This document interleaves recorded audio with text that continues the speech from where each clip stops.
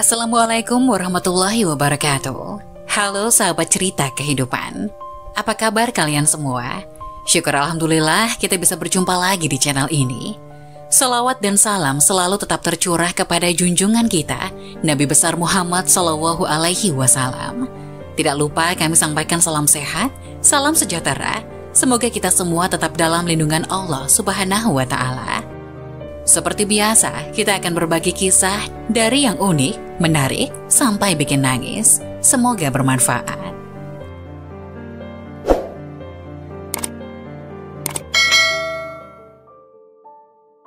Masya Allah, kisah nyata beranak dalam kubur. Semua terkejut melihat kejadian ini. Mungkin kita pernah mendengar cerita tentang orang yang melahirkan di dalam kubur. Namun tahukah kamu ternyata kisah beranak di dalam kubur pernah terjadi di masa pemerintahan Umar bin Khattab, di mana pada saat itu ada seorang wanita yang sedang hamil meninggal dunia. Dan setelah beberapa hari kematiannya, ia melahirkan di dalam kubur. Para ulama sepakat mengatakan bahwa hal ini terjadi karena doa sang suami menitipkan anaknya kepada Allah Subhanahu wa Ta'ala. Lantas bagaimana hal tersebut bisa terjadi? Disebutkan bahwa dari Abdullah telah menceritakan kepada Muhammad ibnul Husain, telah menceritakan kepada Ubaid bin Ishaq, telah menceritakan kepada Asim ibnu Muhammad al-Umari dari Zaid ibnu Aslam dari ayahnya, mengatakan bahwa saat Umar bin Khattab sedang berkhutbah di hadapan orang banyak, lalu lewatlah seseorang bersama putranya yang digendong di atas pundaknya. Umar berkata, "Aku tidak pernah melihat burung gagak yang serupa dengan burung gagak lain melebihi keserupaan ayah dan anak ini." Dan apa yang dikatakan oleh Umar merupakan sebuah perumpamaan, di mana menurut orang-orang Arab terdahulu, binatang yang paling serupa satu sama lain dan sulit dibedakan adalah burung gagak. Kemudian orang itu menjawab, "Demi Allah, wahai Amirul Mukminin, ibu anak ini melahirkan setelah ia meninggal dunia." Saat mendengar hal ini, Umar pun bersegera membetulkan posisi duduknya dan bertanya, "Aduhai, bagaimana hal itu bisa terjadi?" Tanyanya dengan penasaran, sebab Umar bin Khattab menyukai berita-berita yang menakjubkan atau aneh. Lalu orang itu bercerita, "Ketika itu aku ingin melakukan safar. Saat aku berjalan ke arah pintu rumah, istriku bersikeras agar aku tidak pergi. Ia berkata, 'Bagaimana mungkin kau meninggalkan aku sementara aku sedang hamil?'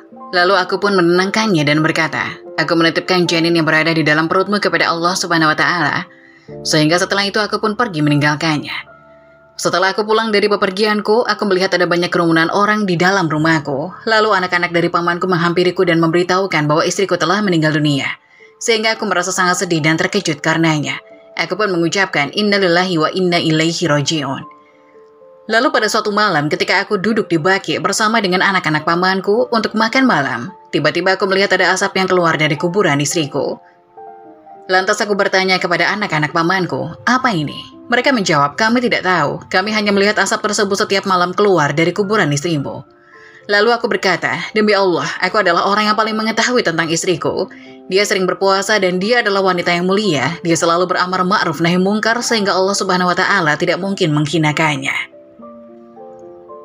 Lalu aku pun mengambil kapak dan bergegas menuju kuburan itu, sementara anak-anak pamanku mengikutiku dari belakang. Dan ternyata kuburan itu terbuka dan aku melihat anak ini berada di pelukan ibunya, lalu aku mendekat.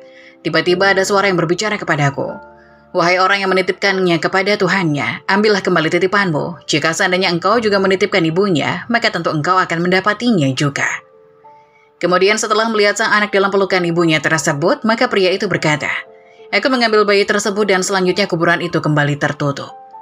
Di mana dalam hal ini para ulama mengatakan bahwa jika saja laki-laki itu juga menitipkan istrinya kepada Allah, maka bisa jadi ia akan menemui istrinya tersebut.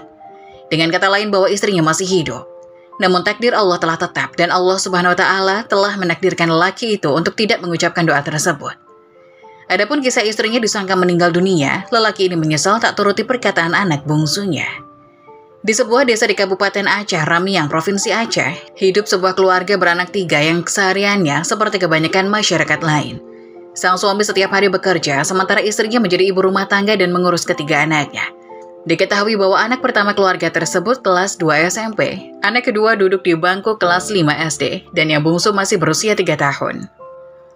Kehidupan keluarga tersebut yang menyenangkan tiba-tiba berubah setelah sang istri meninggal dunia secara tiba-tiba. Sontak suami dan anak-anaknya tak dapat menahan keharuan atas kepergian istri sekaligus ibu mereka. Penyebab meninggalnya sang istri datang secara tiba-tiba, tanpa sakit ataupun kecelakaan. Anak bungsunya masih kecil pun tak lagi bisa merasakan pelukan sang ibu untuk selamanya. Setelah dinyatakan meninggal dunia, ibu ketiga anak itu pun diurus sebagaimana seharusnya dan dikuburkan di pemakaman umum. Pihak keluarga dan warga setempat pun meninggalkan pemakaman tersebut untuk pulang ke rumah mereka masing-masing. Namun keesokan harinya anak yang bungsu mengatakan bahwa ia bermimpi didatangi sosok ibunya dan mengatakan bahwa sang ibu minta dikeluarkan dari kuburan tersebut. Mendengar ucapan itu, sang ayah hanya berkata, "Sudahlah nak, ibu sudah tidak ada. Wajar jika engkau masih teringat-ingat." Keesokan harinya, sang anak yang masih berusia 3 tahun itu menyampaikan kembali bahwa almarhum ibunya meminta dikeluarkan dari kubur. Namun kali ini ia mengatakan kepada kakaknya yang sulung dan sang kakak kemudian memberitahukan kepada ayahnya. Sama seperti hari kemarin, ayahnya hanya mengatakan bahwa anak bungsunya tersebut masih kecil sehingga merindukan sosok ibunya. Tepat keesokan harinya, sang anak mengutarakan kembali bahwa ia didatangi ibunya dalam mimpi dan benar-benar minta dikeluarkan dari kuburan. Anaknya yang kecil itu pun menangis sejadi-jadinya dan memaksa ayahnya untuk datang ke kuburan serta mengeluarkan ibunya. Tak ingin melihat anaknya terus-terusan menangis, sang ayah kemudian mendatangi aparat kampung dan meminta warga lainnya untuk membantu menggali kuburan sang istri. Meski tampak bingung, para warga pun ikut membantu lelaki tersebut untuk menggali makam istrinya yang sudah 3 hari dikubur. Ketika penggalian sudah mencapai dasar, perkataan anak bungsunya ternyata benar. Ini karena warga dan laki-laki itu mendapati ibu anak tersebut sudah dalam posisi setengah duduk atau seperti tengkurap. Tak hanya itu saja, kain kafan yang membungkusnya pun sudah terlepas, pertanda bahwa ibu tersebut hidup dan berusaha melepaskan tali kafannya. Sontak para penggali kubur dan suami almarhumah itu pun menangis karena melihat perjuangan sang ibu anak tersebut yang berusaha untuk bisa keluar dari liang lahat. Namun karena sudah 3 hari berada di dalam, akhirnya nyawanya pun tak tertolong. Dari penuturan ketua kampung diketahui bahwa sang istri lelaki tersebut hanya mati suri dan tersadar saat sudah berada di liang lahat. Jika saja lelaki itu mempercayai apa yang dikatakan oleh anak bungsunya sejak hari pertama, tentu sang ibu masih dapat tertolong. Hikmah dari kisah nyata tersebut dalam kehidupan kita adalah bagaimana seseorang hendaknya tidak meremehkan ucapan orang lain. Meskipun dari anak kecil, boleh jadi apa yang dikatakan adalah kebenaran. Unzur maqala wala tanzur liman qala, yang artinya, lihat apa yang dikatakan dan jangan lihat siapa yang mengatakannya. Wallahu a'lam. Semoga penjelasan tadi dapat memberikan hikmah dan bermanfaat untuk penonton semuanya. Jangan lupa like, subscribe channel ini agar tidak ketinggalan info-info bermanfaat lainnya. Sekian dari kami, terima kasih. Wassalamualaikum warahmatullahi wabarakatuh.